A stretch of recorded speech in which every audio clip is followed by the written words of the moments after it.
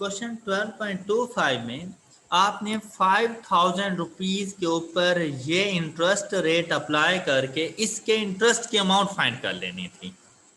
भाई ऐसे समझे जैसे आपने 3 कॉलम बनाने हैं कि principal, rate of interest and interest amount. Principal 5,000 और इसके ऊपर rate of interest 10.5%। Then principal 6,300 और इसके ऊपर रेट ऑफ इंटरेस्ट 10.8%। प्रिंसिपल 4,500 और इसके ऊपर रेट ऑफ इंटरेस्ट 11%। भाई आप एक साल के लिए आपने उसे रिटर्न बताना है, क्योंकि जो रेट ऑफ इंटरेस्ट होता है पर ईयर होता रहता है, तो टाइम को आपने 1 ईयर कंसीडर करना है।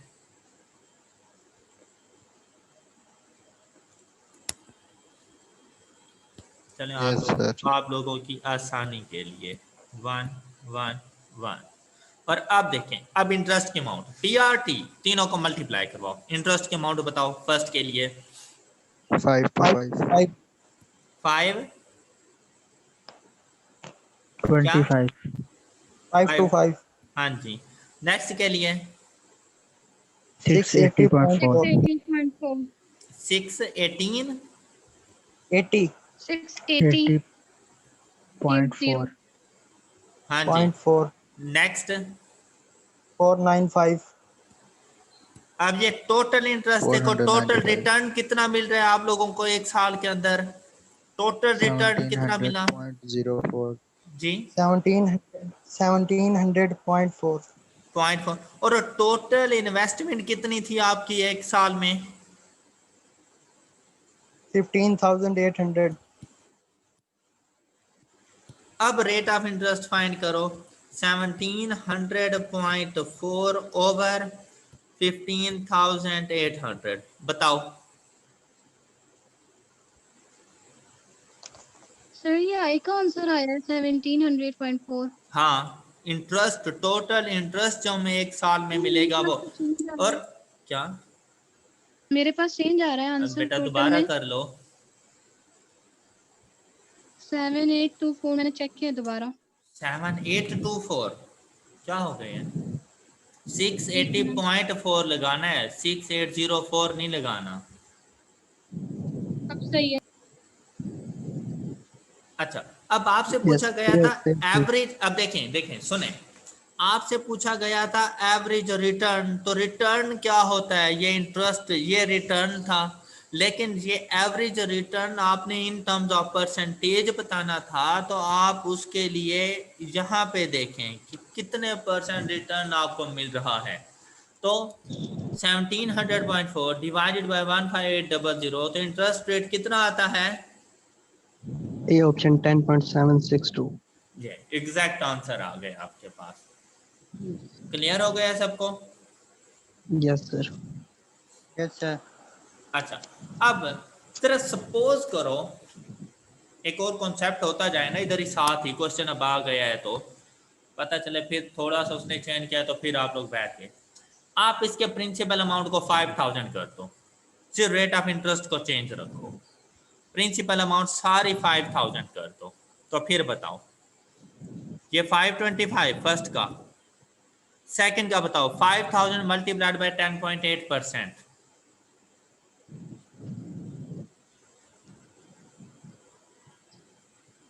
बताओ 540 540 पक्की बात है? और 5,000 इंटू 11% 550। तो टोटल इन्वेस्टमेंट, टोटल रिटर्न कितना हो जाता है आपके पास?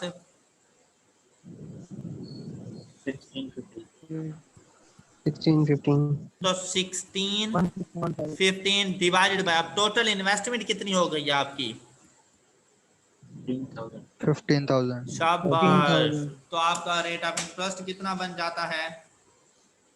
10.766। तो बेटा चाहे आपके पास इन्वेस्टमेंट कुछ भी हो, तो आपने उधर ये नहीं परेशान हो जाना, आपने मेथड सेम इसी तरह से ही रखना है।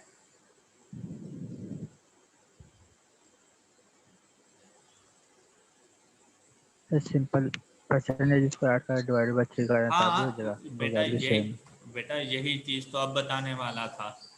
यही क्वेश्चन नंबर 25 में कॉन्सेप्ट क्लियर कर रहा था कि भाई यहाँ पर इन्वेस्टमेंट को इग्नोर नहीं करना था, क्योंकि डिफरेंट डिफरेंट अमाउंट्स थी। सिर्फ रेट ऑफ इंटरेस्ट को नहीं लेके जाना था। इंटरेस्ट की अमाउंट फाइंड करते हैं, डिवाइडेड बाय टोटल प्रिंसिपल करते हैं। लेकिन अगर आपके पास इन्वेस्टमेंट सेम सेम होती डिफरेंट रेट ऑफ इंटरेस्ट के ऊपर, और आपसे वो परसेंटेज रिटर्न मांगा जाता, तब Geometry. इनका एम, परसेंटेज तब इनका डिफ सिंपल एम अरिथमेटिक में बेटा जीएम उस वक्त यूज होता है जब कोई ग्रोथ रेट हो, इस चीज तो आपकी सैलरी के ऊपर इतने परसेंट का इंक्रीज हुआ है तब। वरना यहाँ पर जब रेट की सिर्फ एवरेज बतानी है तो सिंपली आप उसका एम फाइंड कर लो, तो 10.7666 आपके पास आंसर है। सर इसका GM भी तो यही नहीं कर रहा, 10.766। अच्छा, पर ये जो कॉन्सेप्ट आपको देना चाह रहा था ये सबको समझ आ गया है? Yes sir. Yes sir. तमाम स्टूडेंट्स को? Yes yes sir, sir. Good, शाबाश। पहले ही हो गया सॉल्व। लेकिन वो बहुत से स्टूडेंट ऐसे हैं जिन्हें ये नहीं पता था कि इंटरेस्ट फाइंड करके इसका आंसर करना है, लेकिन अब तो सबको यस पता सर, चल अच्छा गया है ना। क्वेश्चन। जी, नेक्स्ट है हमारे पास 12.2 से, what is the average for a student who received grades 85, 76, 82 on 3 mid terms, ये मिड टर्म के उसने स्कोर्स बता दिए, at 79 on the final examination, if the final examination counts 3 times as much as each of the 3 tests, तो भाई क्या बताएंगे उसे एवरेज? Weighted mean. वेटेड में। वेटेड मीन, शाबाश। तो ये हो जाएगा आप लोगों से, एक्सप्लेनेशन की जरूरत तो नहीं इसे? No sir. पक्की बात है? Yes sir. 12.27। तो अब यहाँ पर देखें तो आपको ये नंबर से डिफरेंट बता दिए गए स्टूडेंट्स, N1, N2, N3, और ये इन तीनों की एवरेजेस बता दी हैं, और आपने तीनों ऑल 3 सेक्शंस इनकी एवरेज बतानी है, तो कंबाइंड मीन यूज हो रहा है, हो जाएगा? Yes sir. Yes sir. Yes yes sir. Sir. Sum of deviation from mean is always 0। अब एक्सप्लेन करने की जरूरत तो नहीं है ना? No sir. हाँ जी। अब ये वाली हमने क्या क्लास में ये चीज पढ़ी थी अपने लेक्चर में? Yes sir. हाँ जी, सम ऑफ डेविएशन 0 है तो फिर मीन की क्या वैल्यू होगी? पॉजिटिव 7। 7 ही होगी। अच्छा, यहाँ पे एक और बात सुनते जाओ, अगर यहाँ पे लिख देता in a symmetrical data, in a symmetrical data if summation into x minus 7 is equal to 0 then find mod, तो भाई mod तो नहीं फाइंड कर सकते थे ना फिर हम, हैं? 7 ही आता है सिमेट्रिक डाटा। हाँ, Yes. तो बेटा Symmetry में सिमेट्रिकल सब equal डाटा होते हैं। है, तो सिमेट्रिकल डाटा में हमने पढ़ा हुआ है कि मीन, मीडियन, मॉड एक दूसरे के इक्वल होते हैं। इक्वल होते हैं। तो बेटा अगर कहते हैं ना इन सिमेट्रिकल डाटा, तो 7 ही मीन है, 7 median, 7 mod. Clear? Yes, sir. Yes और अगर यहाँ पे कह दें ना सिमेट्रिकल डाटा, ये सारी इक्वेशन दे दो और आपसे Q2 पूछ ले, तब भी 7 सर। तब भी 7 ही होगा। और ये Q, और बेटा Q2 मीडियन के इक्वल होता है, Q2 मीन के इक्वल Yes, sir. नहीं होता। नहीं होता। डन? Yes sir. जी। The sum of square of deviation from mean is always more than 0। शाबाश, मोर देन 0। हालांकि लीस्ट वैल्यू से लिखना चाहिए था, लेकिन उसने Yes, sir, भाई minimum देखो value। अब यहाँ पे ना जरा स्मार्ट वर्किंग भी चलती है भाई, 0 तो हो नहीं सकता, यस क्योंकि सर। 0 तो सिर्फ और सिर्फ सम ऑफ डेविएशन फ्रॉम मीन होता है। लेस देन 0 हो नहीं सकता क्योंकि नेगेटिव में चला जाएगा, और स्क्वायर्स कभी नेगेटिव में जाते ही नहीं है। इवन के नेगेटिव वैल्यू का स्क्वायर भी पॉजिटिव हो जाता है, हैं? हाँ तो Yes, sir. और लेस देन मीन हमने तो ऐसा कुछ नहीं पढ़ा, हमने सिर्फ लीस्ट वैल्यू पढ़ी थी, हमने ये थोड़ी कहा था कि मीन से भी कम होता है। तो फिर कौन सा ऑप्शन रह जाता है? More than zero. More than zero बेटा मतलब कोई भी वैल्यू हो सकती है लेकिन positive. Clear? Yes sir. Question number 30 clear हो गए सबको? जी सर। अच्छा क्वेश्चन नंबर 31 में डाटा को ऐसे वीआईपी तरीके से दिया है कि अक्सर बच्चों को तो पता ही नहीं चलता हुआ क्या है उनके साथ। हालांकि क्वेश्चन बहुत इजी था। अच्छा क्वेश्चन क्या था, आंसर क्या करना था? Most inconsistent. तो कौन होता है, कौन, कैसे सीवी हमें सबसे पता? ज्यादा होगी, जिसकी CV सीवी ज्यादा होगी। जिसकी Highest सीवी होगी। गलत नहीं बता रहे यार, Highest। देखो जिसकी सीरीज ज्यादा होगी। हाँ इसकी ज्यादा वैल्यू होगी। सबसे ज्यादा होगी, भाई वो most भाई ये consistent। इनकंसिस्टेंट लिखा हुआ है तो भाई Yes, sir. पता चले कि एक्साइटेड में इतना कि इनकंसिस्टेंट को कंसिस्टेंट पढ़ के कम सीवी वाले को टिक कर दिया। अच्छा भला 3 नंबर का क्वेश्चन जाए हो जाना है। और यकीन करो स्टूडेंट यही कुछ कर रहे होते हैं एग्जामिनेशन हॉल में, बाद में ओ यार वो कंसिस्टेंट था मैंने इनकंसिस्टेंट समझा, वो इनकंसिस्टेंट था मैं कंसिस्टेंट समझ बैठा। तो भाई सुकून से बैठना है उधर, उस दिन भंग नहीं पीनी। अच्छा तो मोस्ट इनकंसिस्टेंट तो मतलब जिसकी सीवी की वैल्यू ज्यादा हो। सीवी की वैल्यू फाइंड करने के लिए कौन सी 3 चीजों की जरूरत है आपको? 2 चीजों की जरूरत है। हाँ शाबाश, 2 चीजें, और वो कौन कौन सी हैं? स्टैंडर्ड डेविएशन और मीन। मैं अगर 2 कहता तो तुम लोगों ने एक ही बतानी थी मुझे, स्टैंडर्ड डेविएशन और सर जी डिस्काउंट कर रहे। कर दिया भाई कर दिया, कोई 2 ही बता दो तुम। तो बेटा आपसे कहा गया है द एवरेज डेली सेल्स मतलब मीन की value and the related standard deviation. पहले एवरेज बताएगा और फिर स्टैंडर्ड डेविएशन बताएगा, लेकिन किसका?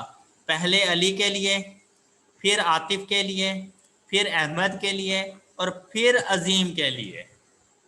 इन थाउजेंड्स ऑफ रुपीज, तो राउंडिंग ऑफ का कोई फर्क नहीं चलता।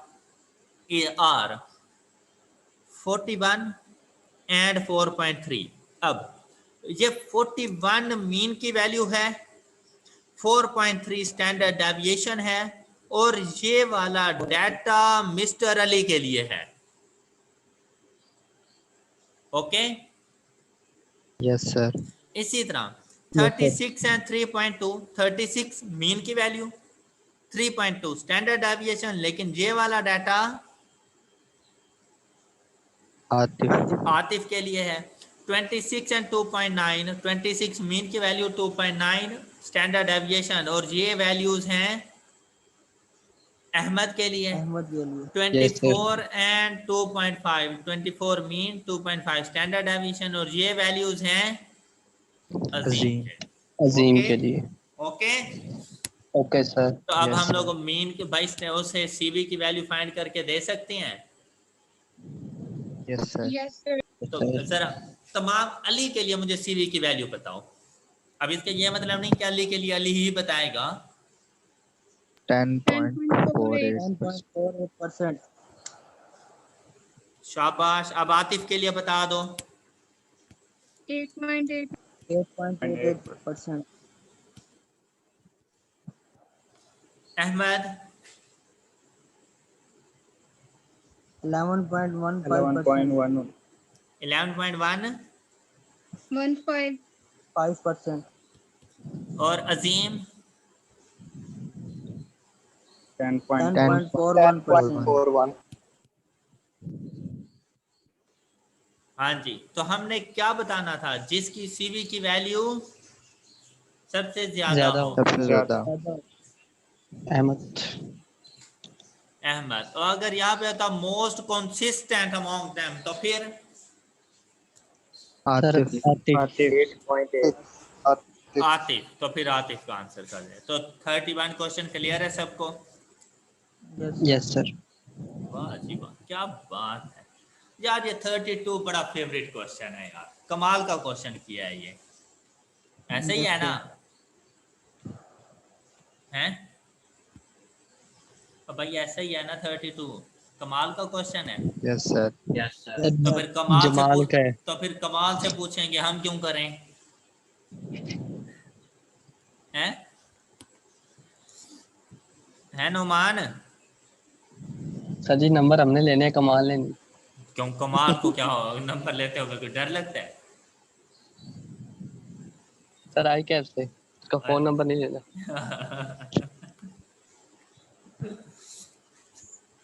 तो आई कैब के फोन नंबर भी तो ले ले। सर वो खतरी नंबर है सर। लेकिन मतलब वहां से तुम्हें नंबर्स नहीं चाहिए। सर नंबर चाहिए स्टेटस पास वाले सर। तो बेटा वो नंबर मतलब नहीं, अच्छा भाई अपने सर पे सर आपने अच्छा कहा था कि दुआ करना कि नंबर ना आए। हाँ अभी मैं यही कहने वाला था कि के नंबर आए वो फेल हो जाए। खुदा के लिए अपने पेरेंट्स से कहना कि ये जो अपनी दुआ करने का अंदाज है ना ये बदल दें। उनसे उनसे कहना कि आप ये ना दुआ करें कि मेरे बच्चे के बहुत अच्छे नंबर आए, तो बेटा पता चले कि नंबर 49 आए हुए हैं, तो नंबर बहुत ना अच्छे, आए। इससे अच्छे नंबर और कितने हो सकते हैं? तो उनसे कहना है कि दुआ करें कि आप लोग पास हो जाएं, कि आपके नंबर आए ही ना। ठीक है, पता चले नंबर आए हुए 49 कि माँ बाप की दुआ कबूल हो गई, और बाद में कहते फिर हो ये मेरी माँ बाप की दुआओं का नतीजा है। कसूर नहीं। हाँ तो भाई उन्हें बता दो कि अब नंबर्स की दुआ नहीं करनी।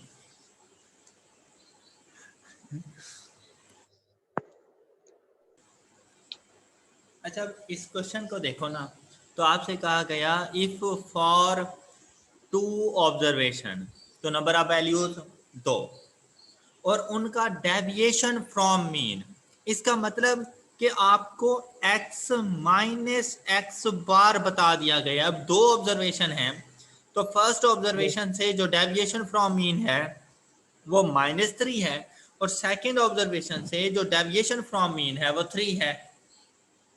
क्लियर? और अब आप देखें Yes, कि sir. Sum of deviation from mean is equal to 0 क्या 0. बात है, और हमने क्या फाइंड करके देना है? वेरिएंस। स्टैंडर्ड डेविएशन देना हो, वेरिएंस देना हो, तो कोई मसला नहीं है भाई, बता सकते हैं हम उसे। अब वेरिएंस फाइंड करने के लिए हम क्या करेंगे? इसका स्केयर लेंगे। इस डेविएशंस का स्क्वायर, तो ये 9, ये भी 9, तो sum of square deviation from mean कितना आ गया?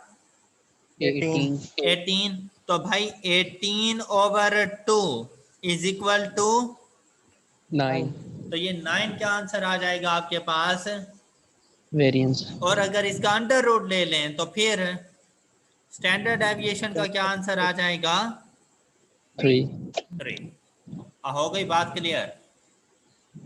Yes sir. अच्छा मुझे Yes, sir. ये बताएं कि अगर बाय चांस वो यहां से पूछ लेता then the mean deviation is, तो फिर 0. वाह क्या बात है, सोच लो अब जरा। 3 अब अगर आपसे पूछा जाता मीन तो मीन डेविएशन के लिए हमें एब्सोल्यूट डेविएशन की जरूरत होती है। एब्सोल्यूट का मतलब Yes, नेगेटिविटी sir. खत्म। तो अब जो सम आएगा वो क्या आ जाएगा? 6। तो 6 6/2 इज इक्वल टू, 3 तो ये मीन डेविएशन बन गया है। Yes sir. ओके, तो बेटा जरा स्मार्ट वर्किंग और अक्ल का इस्तेमाल करना है, दिल का नहीं करना। दिल दूसरे काम के लिए रख लें भाई। ओके, यहाँ पर आपने सिर्फ अक्ल का इस्तेमाल करना है। कर लेंगे अब ये यस क्वेश्चन? सर। इंशाल्लाह। अब भाई ये दिमाग पे किसी को ना बिठा देना स्टडी के अलावा, बाकी सब लोगों की जगह दिल में रखनी है तुम लोगों ने। और तुम्हें पता है हर कोई दिल में ही डिमांड करता है, कभी किसी ने कहा कि तुम मुझे अपने दिमाग में बिठा लो? है ना मान, कभी तुम्हारे साथ ऐसा हुआ हो तो अगर कोई कह भी दे तो दिमाग में जगह नहीं देनी। ठीक हो गया सर, नेक्स्ट टाइम नहीं होगा। दिल तुम्हारा पहले से है ही कितना यार, कौन चला जाएगा उसमें है। जी दिमाग बहुत बड़ा है। अब बेटा उसमें स्टडी जानी चाहिए बस। पॉजिटिव खाली square square. Root, positive square root of variances. Standard deviation. Yes शाबाश। सर। अब 34 देखें, the coefficient of variation of 3 numbers. CB की वैल्यू पूछ रहा है, coefficient of variation of 3 numbers. और नंबर्स कौन कौन से हैं? X, x plus 4, x plus 11 is, y. भाई ये 3 नंबर बताए और उनके सीबी की वैल्यू है y। अब बेटा ये x तो कॉमन है ना, और ये Yes, sir. बाकी नंबर्स के साथ ऐड हो रहा है, और अगर ये ऐड हो रहा है तो फिर Change of origin. Change of origin. और अगर हम x को इंक्रीज कर दें, अब x को इंक्रीज करने का मतलब इसमें ऐड करते हैं कुछ। बेटा यहाँ पे होता है ना इंक्रीज्ड बाय टाइम्स, तो मल्टीप्लाई करवाते हम x को। अच्छा x को इंक्रीज किया, Yes, sir. सपोज कि यहाँ पे ये पहले ना 5 5 था, तो आपके पास वैल्यूज क्या बन रही थी? 5, 9 एंड 16 ऐसे। अब हमने ना x को इंक्रीज करके ना इसको 8 कर दिया। अब वैल्यूज क्या बन गई? 8, हाँ जी 12 एंड 19। तो बेटा ऐसा नहीं है कि जैसे चेंज ऑफ ओरिजिन हुआ है। Yes sir. तब Yes, ये sir. बताओ कि y की वैल्यू में क्या फर्क आएगा, और y से क्या मुराद है? Coefficient of variation. तो कोफिशिएंट ऑफ वेरिएशन में क्या फर्क आएगा? डिक्रीज हो जाएगा सर। डिक्रीज हो गया। क्लियर? तो बेटा क्या ये Yes, बात sir. मैंने बताई हुई नहीं थी तुम लोगों को? Yes sir. 35 distribution that lakhs symmetry. जैसे ही उसने कहा ना लैक्स सिमेट्री, तो लैक्स Skewed. सिमेट्री को क्या कहते हैं? Skewness, skewed. Done. Yes sir. Yes sir. Yes sir. In a given distribution, if mean is less than median, हाँ जी, Negatively skewed. हाँ जी, और mean is greater than median, positively skewed. और अगर सारी ऑब्जर्वेशन सेम सेम हैं तो उसने आपसे पहले क्या पूछा है? Symmetry. Mean and Mean. Variance. और फिर वेरिएंस। तो मीन की क्या वैल्यू होगी 7 और वेरिएंस की 7 क्या वैल्यू होगी? 0 0। और स्टैंडर्ड डेविएशन की क्या वैल्यू होगी? 0 और सीबी की क्या वैल्यू होगी? 0। शाबाश, 0। जब स्टैंडर्ड डेविएशन 0 है तो 0 डिवाइडेड बाय मीन की कुछ भी वैल्यू हो 0 आंसर। Yes sir. ओके। अच्छा, अब यहाँ पर Yes, sir. सोचने वाली बात ये है कि मीन 7 है और वेरिएंस 0 है। अब जो हमारा आंसर बनता है ना वो 7 एंड 0 बनता है। अब बच्चे क्या करते हैं, भाग के मिस्टर ए को टिक कर लेते हैं और बाद में भंगड़े डाल रहे होते हैं, यार कितना मजे का क्वेश्चन था यार, वो मुझे आता था। और पता चलता है भाई तुम्हें नहीं आता था, क्योंकि अगर तुमने 0 पहले बताया और उसने पहले मीन पूछा हुआ है तो इसका मतलब तुम उसे ये कह रहे हो कि मीन 0 है, जबकि मीन तो 7 था। तो हमने किसको टिक करना है? B option. भी। इस बात का बेटा ख्याल रखिएगा, ये मिस्टेक्स हैं जो आप लोग करेंगे, फिर मुझे ना कहना कि आपने सब बताया ही नहीं था। हैं क्वेश्चन नंबर 39 देखें, उसने ये वाली वैल्यूज उठाई और इन वैल्यूज का वेरिएंस बता दिया कि वो 17.04 है, और फिर आपसे कहता है कि यार इन वैल्यूज का वेरिएंस क्या होगा।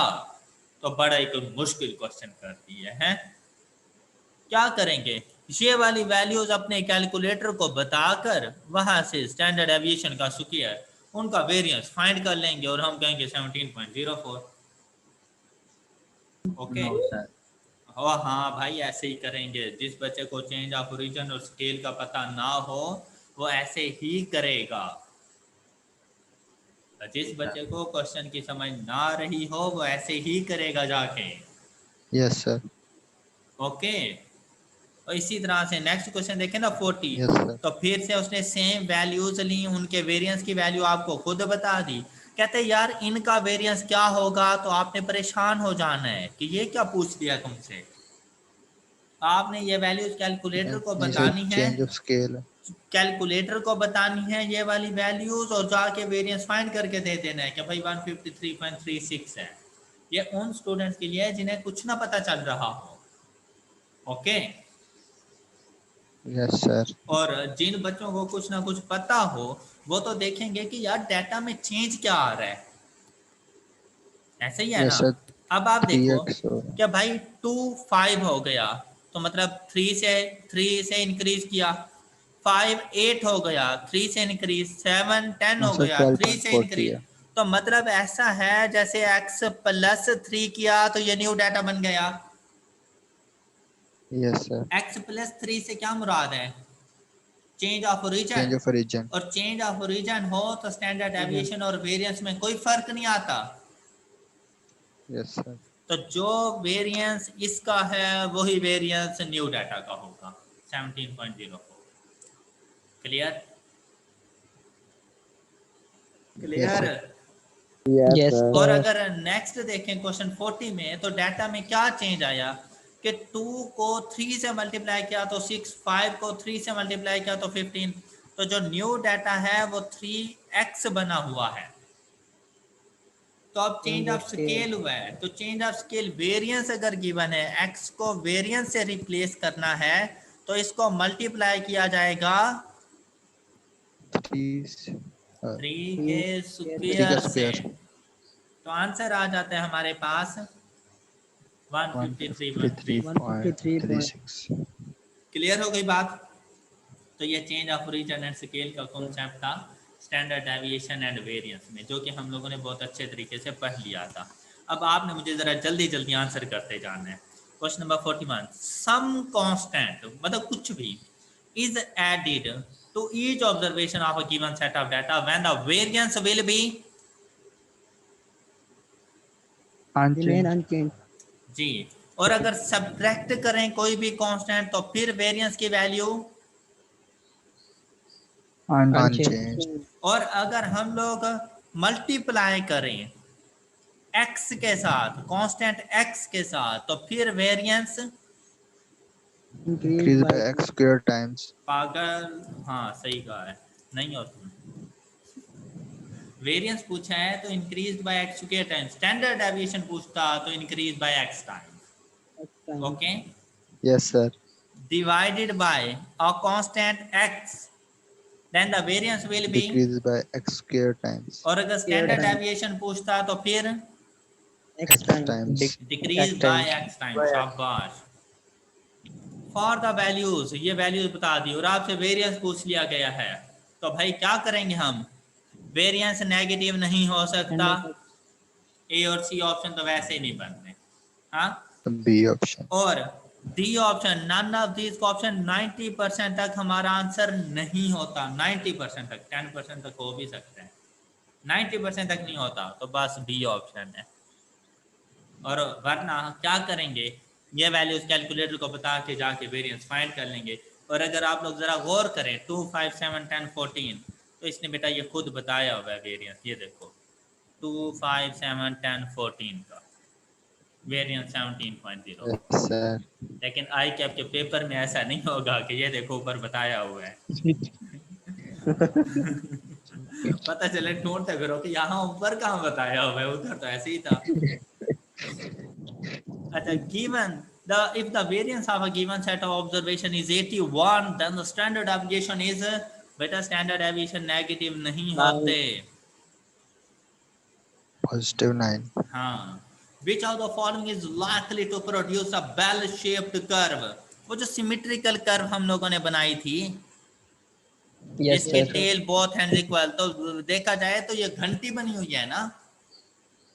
Yes, sir. Yes, sir. हाँ, तो फिर उसने कहा है कि कौन सा ऐसी एग्जाम्पल है जो कि सिमेट्रिकल डाटा है, bell shaped curve.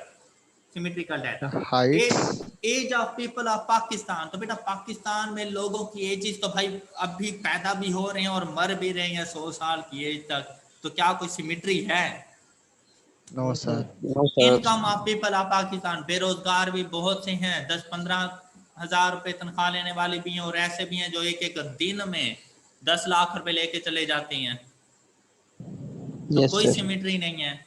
Heights of student in Pakistan कहता तो कोई सिमेट्री नहीं थी, लेकिन क्लास में मौजूद तमाम स्टूडेंट्स की हाइट तकरीबन सेम नहीं होती, Yes, sir. तो ये सिमेट्रिकल है। Okay, yes sir, Yes, sir. अच्छा, बड़ा प्यारा ही क्वेश्चन किए हैं यार ये 48, 49 एंड 50। बेल शेप्ड डिस्ट्रीब्यूशन मतलब सिमेट्रिकल डिस्ट्रीब्यूशन, और ये सिमेट्रिकल डिस्ट्रीब्यूशन के लिए है कि mean plus minus standard deviation, mean plus minus 2 standard deviation, mean plus minus 3 standard deviation. तो अगर मीन प्लस माइनस से मुराद है कि अगर मीन है ना 10 और स्टैंडर्ड डेविएशन है 3, तो इसका मतलब है 7 से लेकर 13 तक की रेंज। ओके, ये प्लस माइनस से ये मुराद है, और ये अब मैंने 7 माइनस 13 नहीं लिखा, मैंने लिखा है 7 to 13, ये एक रेंज बता देना। तो कहते हैं कि इस रेंज में कितने परसेंट वैल्यूज आ सकती हैं, तो अगर प्लस माइनस स्टैंडर्ड डेविएशन हो तो 68%, प्लस माइनस 2 स्टैंडर्ड डेविएशन हो तो 95%, और प्लस माइनस 3 स्टैंडर्ड डेविएशन हो तो 99.7%। चैप्टर 12 में आपने इसको सिर्फ इतना याद रखना है, वरना जब मैं आपको चैप्टर 16 पढ़ाऊंगा ना, उसके अंदर ये तो इन्होंने तो सिर्फ प्लस माइनस 1 स्टैंडर्ड डेविएशन 2 और 3 बताए हैं ना, उस सिचुएशन में मैं आपको ये भी बताऊंगा कि plus minus 1.75 standard deviation 2.5 standard deviation की वैल्यूज क्या होंगी, तो वो फिर एस के साथ कोई भी न्यूमेरिकल वैल्यू लिख दे हम उसका आंसर कर सकेंगे, लेकिन इसकी एक्सप्लेनेशन के लिए आपको थोड़ा सा वेट करना पड़ेगा चैप्टर 16 का। ओके, तो अभी के लिए ये 3 इंपॉर्टेंट हैं, तो आपने ये याद रखना है 68, 95, 99.7, और बाद में ये वैल्यूज प्रूफ करके दूंगा कि ये वैल्यूज आती कैसी हैं। ओके, कर लोगे इतना इंतजार? Yes sir. बड़ी मेहरबानी होगी जनाब आपकी। 51, the 50th percentile, 5th decile, 2nd quartile, median of a distribution are Equal. the measure of variation which measures the length of interval that contains the middle 50% of data is known as। Quartile range. हाँ जी हाँ जी हाँ जी हाँ जी बताएं। interquartile range, Quartile range होगी। Quartile range, शाबाश। क्यों बेटा? Middle का 50%। तो देखें, ये अगर मेरे पास सारे का सारा डाटा हो तो मिडल का 50%, तो ये वाला बनेगा ना, ये मिडल का 50%।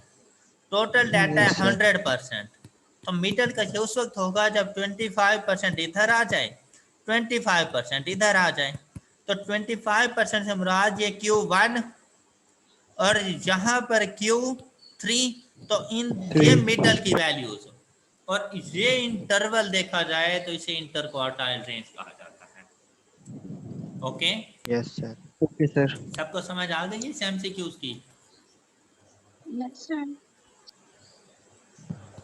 अच्छा, any process that generates a set of data is called statistical experiment.